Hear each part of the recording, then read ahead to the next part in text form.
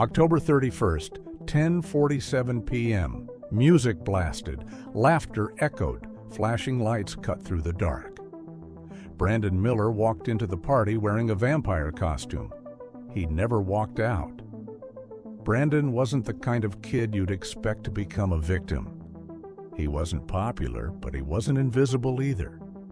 Just one of those quiet kids who kept to himself, loved old horror movies, and made dumb TikToks in his room with his cat. That Halloween, the party was held in an abandoned barn on the outskirts of Fall Creek.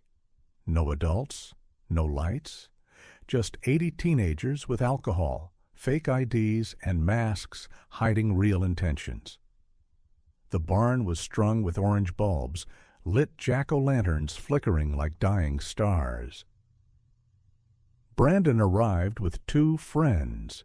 He was dressed like a classic vampire, long black cape, blood-dripping mouth, pale foundation.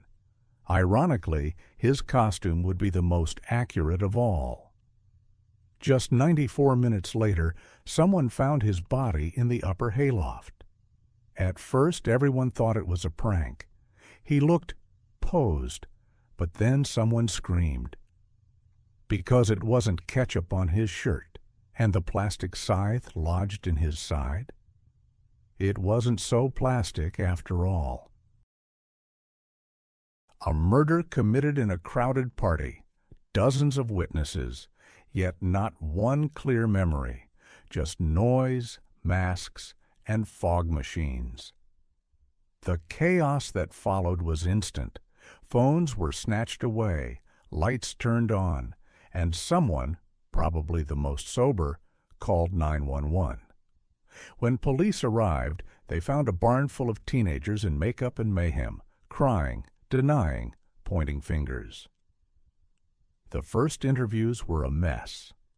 Everyone had theories, but no one had facts. Everyone was dressed in disguise, making it nearly impossible to identify who was where and when.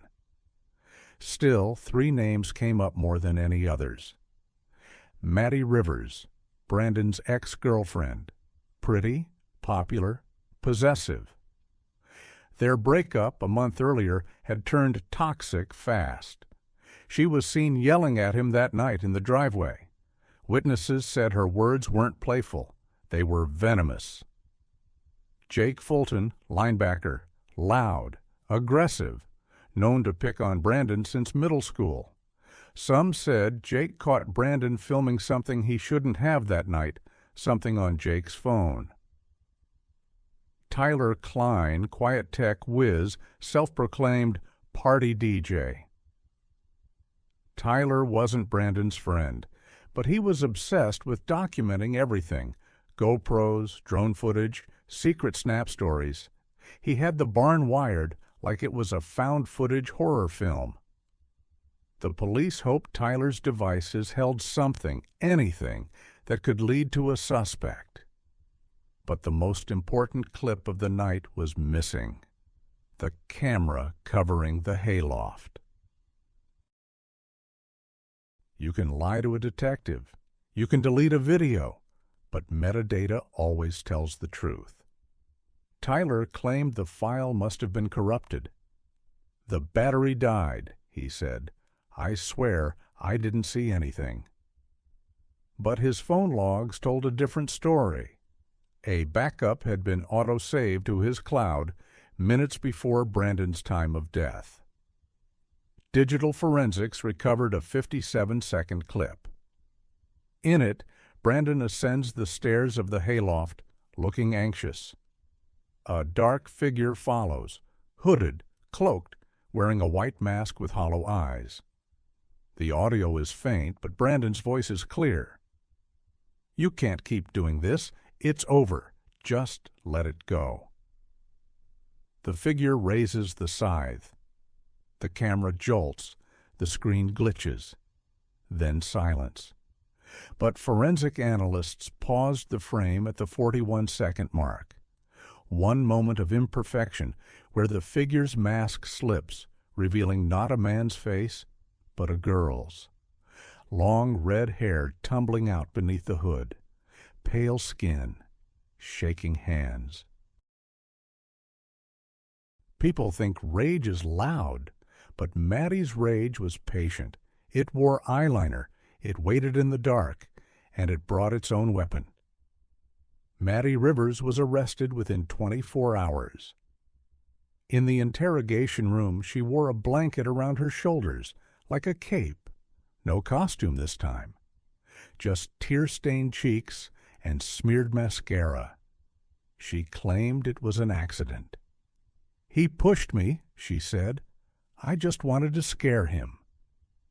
But she'd brought the weapon, a party prop, a Halloween scythe, but with the blade sharpened with sandpaper days before. Her search history revealed she'd looked up pressure points to knock someone out and how long until a body bleeds out. It wasn't an accident. It wasn't sudden. It was premeditated. She had learned Brandon was texting someone new.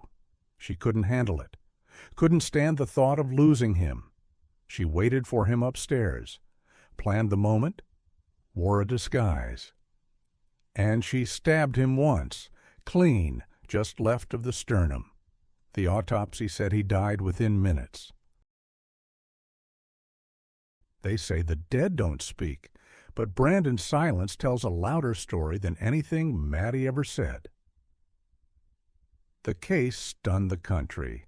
A teenager murdered at a party by someone who once said she loved him. The story went viral. True crime podcasts called it the perfect tragedy. TikTokers visited the barn. Some made jokes, others cried. Maddie pleaded guilty to second-degree murder. Her sentence, 20 years without parole. Every Halloween since, the barn remains empty. But the legend grows. Some say if you climb the hayloft stairs at exactly 11:09 p.m., you can hear Brandon's last words. Others say you'll see a shadow in a black cape standing perfectly still, waiting for you to notice that it's not part of the decorations. That's a wrap for now. Don't forget to follow us and turn on notifications for more stories.